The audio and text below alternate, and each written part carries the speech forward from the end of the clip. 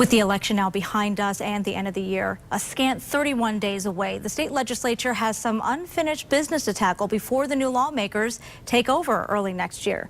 24 Hour News 8 political reporter Rick Alvin is here to look at what we can expect in the so-called lame duck session. Rick? Marley, we've talked about it before. The primary issue will be roads. The governor held an event on the east side of the state today, later issuing a release saying just fix the roads.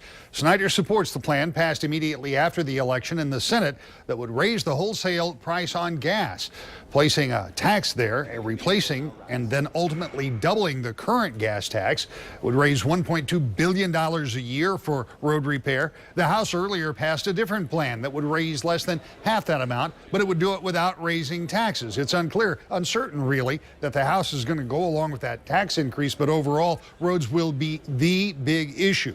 In the House, issues dealing with the Elliott Larson Civil Rights Act have been introduced. The original idea was to expand the act to include the LGBT community. The bill introduced, however, does not deal with gender identity, and those protections being gone means that some groups have lost support for that particular bill, making its passage uncertain in the lower body. The issue of repealing prevailing wage is also bubbling just under the surface. That issue could originate in the Senate. It could also wait until next year. Either way, expect that to be an emotional fight. And finally, there is still an ongoing conversation about changing the way the state allocates its electoral vote. Controversial, to be sure, also very questionable because of this.